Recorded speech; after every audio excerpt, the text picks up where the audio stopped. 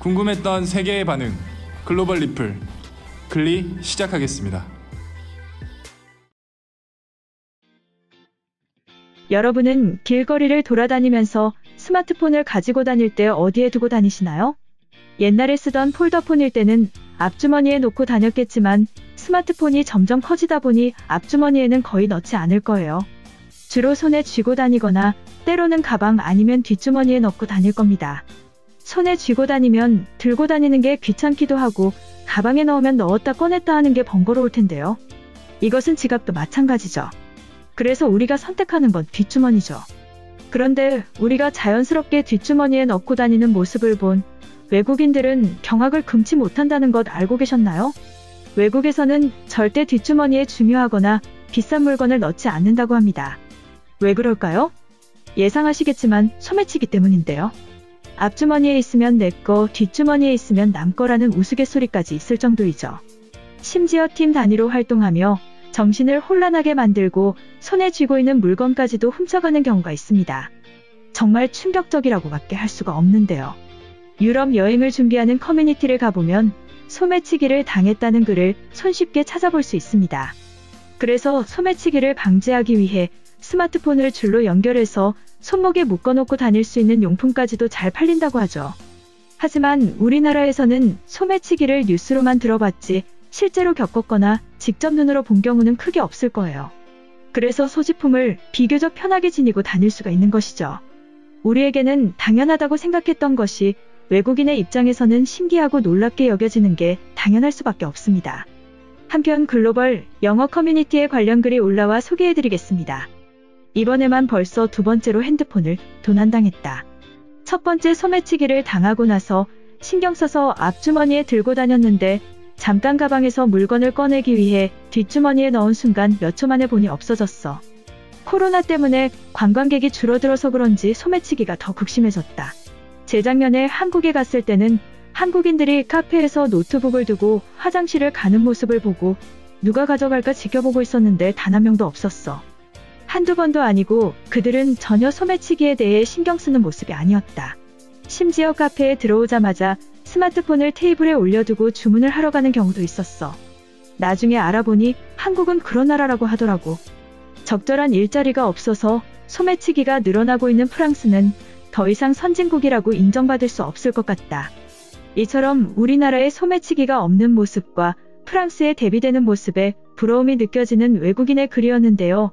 해당 글에 달린 외국인 반응 살펴보겠습니다. 바티칸에 처음 여행 간 사람들 중에서 소매치기를 경험하지 못한 사람은 거의 없다. 하이에나같이 많은 무리들이 여러분을 기다리고 있습니다. 이탈리아 정부는 조직적인 소매치기를 해결하려는 노력을 하지 않아 가장 효과적인 물건은 아이폰이다.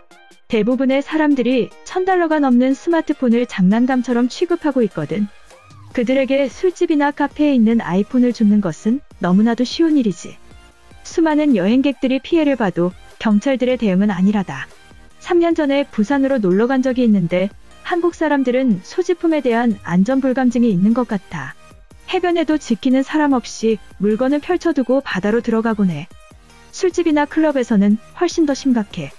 유럽의 대부분의 나라들이 7월부터 여행객들을 받아들이기 시작했어. 작은 회사들이 망하기 시작하면서 많은 무직자들이 국가의 지원금만을 기다리고 있다. 이제 다음 달부터 그들을 위해 한국인들이 지갑을 나눠주게 될 거야. 긴장해라. 어쩌면 경찰들과 연결되어 있을지도 몰라. 소매치기를 적극적으로 찾아서 해결해주는 것은 들어본 적이 없어. 나는 한 달 전에 에스컬레이터에서 앞 사람의 가방문을 여는 남자를 보고 소리친 적이 있다. 뒷주머니에 스마트폰이나 지갑을 꽂고 로마의 지하철을 타면 20분 안에 바람처럼 사라질 거야. 한국인들은 순진하거나 서로를 과하게 믿는 것 같다. 세상에는 그대들을 물어뜯으려고 기다리는 사람들도 많아.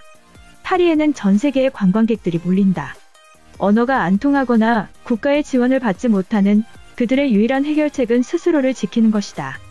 대부분의 아시안들이 몸에 붙여 사용하는 작은 가방처럼. 학교에 친한 한국인 유학생들이 3명 있는데 처음에 당황했던 적이 많았어. 비싸고 좋은 물건들을 공유하고 바닥에 두고 멀리 가는 행동들 때문에 내가 챙겨줘야만 했다. 지금은 적응해서 나아졌지만 당신이 한국인이라면 프랑스에서는 훨씬 더 긴장해야 할 거야. 대학생 때 마드리드에서 지갑과 핸드폰이 들어있는 가방을 잃어버렸어.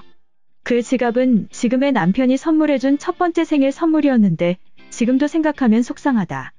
그 후에도 내 친구들이 유럽 투어를 다닐 때마다 물건을 잃어버렸다는 후기들을 지속적으로 들었어.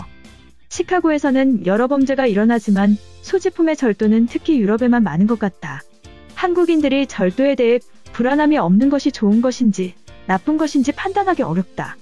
그들의 고유문화이지만 잃어버리고 불평하기보다 본인의 것을 지키길 바래. 아무리 생각해도 대부분의 정부들이 눈을 감아주는 것으로 보여. 그들은 빈민들의 부양책으로 외국인들의 아이폰을 선택했다. 이런 식으로 벌어들이는 외화가 상당할 거야. 당장 내 폰 돌려줘. 이번 영상은 여기까지고요. 제 영상이 도움이 되셨거나 세계 속 반응 더 보고 싶다 하시는 분들은 구독과 좋아요, 알람 설정까지 부탁드립니다.